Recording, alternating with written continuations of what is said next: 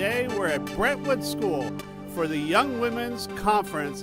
It's called It's Our Turn, and it's a day of empowerment for high school and middle school girls in Southern California with some amazing speakers.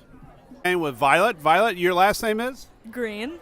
And you're a student here at Brentwood? Yes, I'm a senior here at Brentwood. Tell me about this conference today and what it's meant to you. I've been working on this conference since August, and it's the third conference here. We really wanted to focus on the theme of legacy, especially right now with the Me Too movement going on and this new sense of female leadership and empowerment. We wanted to focus on how we can harness that and keep it going throughout our generation and leave a legacy. Are the speakers reacting that they are looking at all of you and they're feeling more empowered to lead and to help change the world? Definitely. I interviewed on the main stage on the panel Sue Nagel, who's the president of HBO, Tanya Lopez Brooks, who works in Lifetime, and Monique Coleman, who's in High School Musical. And I think we all agreed that just the energy just around, even backstage, everyone was so excited, talking about different ideas. I have so many new ideas. Are your fellow students getting a lot out of this, and students from throughout LA who are here today? Definitely. I think also in the breakout sessions, we're really focusing on like action we can take. I just had a breakout session I was hosting about how to plan your own conference. I think that's inspiring students to take their own action. So leadership. Yes. That's a good thing. Yes. And all of you are cognizant of Me Too, and we should be looking at each other as humans, not men and women. It's definitely been a focus of the conference. We're so lucky to be surrounded by such powerful women right now. We can keep the movement going.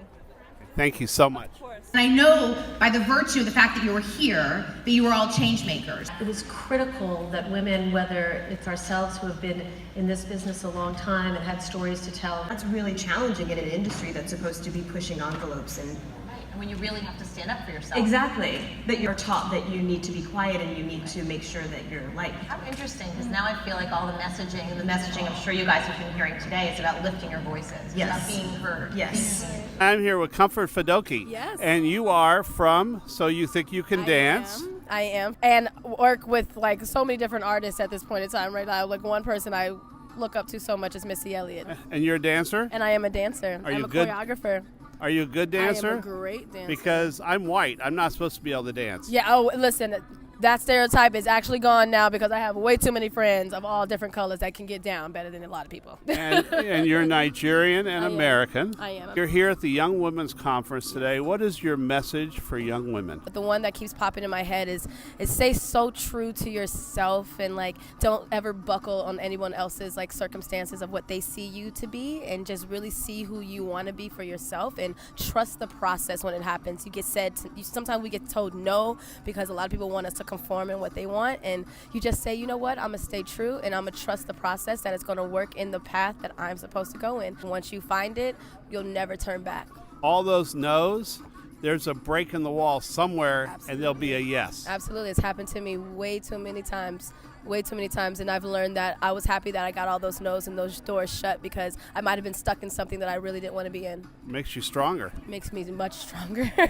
Yeah. What are you learning from all the kids here today? They're all just like intuitive to what's going on. Their ears and eyes and their hearts are all open. This is the best time to kind of get them. The opportunities for women are increasing. The Me Too movement will make women more sure of themselves, Right. stronger, and make sure that they understand that they have full equal rights as humans. Yeah. Women can see other women succeeding Yes. and know that as they grow up, they can succeed, and that's powerful. That is so powerful, and I think that's why I'm here where I am today, because that's like the song. I'm just a small town girl living in the love. Like, you know, you just kind of just follow your heart, and you just be around like-minded individuals. So I say to the young girls as well, make sure you stay around like-minded individuals. Try not to follow the trend of what everyone thinks they should go, because a lot of them are lost, and you know, you want to stay around the people who are on the same minded and lead. Don't follow. Don't follow. Don't follow the herd. Don't follow the herd. And if you do follow, at least follow someone who can mentor you in the direction that you should be going in. Thank you so much. Absolutely. Okay, we'll go off a dance now. Yes, let's do it. Join me in giving a warm welcome to Surya Shriver.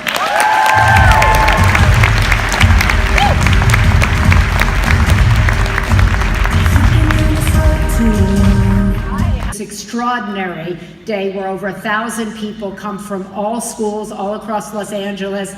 I know there are students here from other schools in other states who want to emulate what is being done here today. And there are 93 or 94 people who work day in, day out, all year long to put on this conference. And I asked if we could get a picture of all of I think there's 91 girls. Certainly our world needs all of you to do that. The world needs people who are doing what they're passionate about. Nobody's path, not your parents' path, not your path, will be a linear path.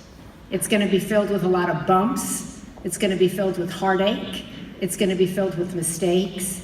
It's going to be filled with struggles. What lies within you is greater than any fear that you have in you. You will be able to accomplish far more than you're sitting here imagining that you can accomplish. Far more, because women lead differently. What we bring to the table oftentimes is more compassion, more collaboration, and more care. And those are the qualities our country needs more of today. Remember to bring men into the conversation with you. Make sure that our leadership is inclusive, that we issue an invitation to people who look different than us, who are different than us, who think different from us, and that's the way we build the kind of world that I just described. I hope that you leave here today thinking about the kind of leaders that you wish you had in the world today. You can be those leaders starting today. You are never too young to create change. You are never too young to create impact. And you are never too young to make a difference. Thank you for being our honorary chair and also for being the founding inspiration for this whole conference. So everyone give it up for Seth.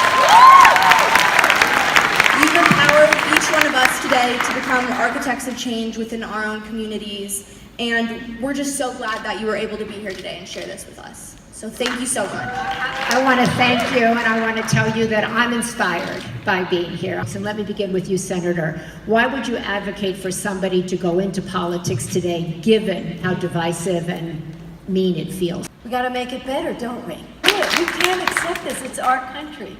And it's very easy when you look at what's going on and how ugly it is to just say, pull the cover over my head and don't deal with it. And why would you advocate for somebody to go into media? It's hard to describe what it's like in a concise way. Every day is a roller coaster. You don't know what's going to happen. You know whatever does happen, it's going to be completely unprecedented, unbelievable. The Fourth Estate is being demonized, and it's being made to seem the enemy of the people. Donald Trump wants you to think that we are the enemy. You need an outside force to correct that spin, to push back when you need to push back, to fact check when you need to fact check somebody.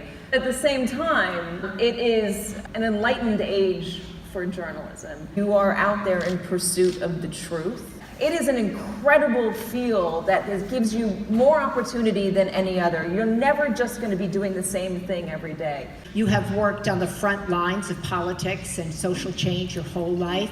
Why would you advocate to somebody to go work for someone? If you want to find a way to bring about change or to make a difference or to have some kind of impact, politics is a tremendous opportunity. Being able to work in the halls of the Senate or being able to build legislation that could impact millions of people's lives is quite extraordinary. And I remember prior to joining Senator Harris's team, I worked in the Obama White House, and I'll never forget the day, June 15th, 2012, when we announced deferred action for childhood arrivals, DACA. It's now a big issue in the news.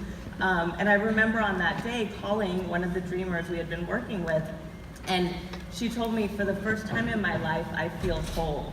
Because of an announcement that we made and a policy change that we enacted, that we had that immediate ability to transform the way someone saw their own life and their own opportunity. Former boss used to always say, it's more than just policy, it's about people, where you feel like you can really bring about change. I once was a reporter, and I think what you do is extraordinarily important, so important. I have hope because I know, look how many of you are here for this. It's people all over the country, regardless of their point of view, are making the connection. And I have hope because our system of government gives us the opportunity to vote continually And if we do that, we have a chance in 2018, if we truly take that responsibility to vote, we have a chance to check and balance, and that's why I have hope. And all of the things that scare you are the things that can make you great. The things that scare you are the things you should run toward. I left here, I moved to New York, I held a camera on my shoulder and edited my own stories. I was a one-man band in the Bronx for my first job. As a political correspondent, I started following Donald Trump on the campaign trail, and my life was threatened. He would call me out on stage and say that I was a third-rate reporter and a liar and dishonest and I should be fired. My Twitter feed was full of people calling me the C word and the B word and tearing apart my family and doing anything that they could in order to make me feel small. And then I think to myself, they're going after you because you're making an impact. They're going after you because you do matter. They're going after you because they are scared of what you have to say. You can't end hate with hate. Only love can do that. You can't sort of wipe out darkness with darkness. Only light can do that. And that's the inspiration that I see in the room, and that's what I'm going to take from today. So thank you all. Brave! You are fierce! You are fierce! You are bold! You are bold! We are strong! We are strong! We are brave! We are brave! We are fierce!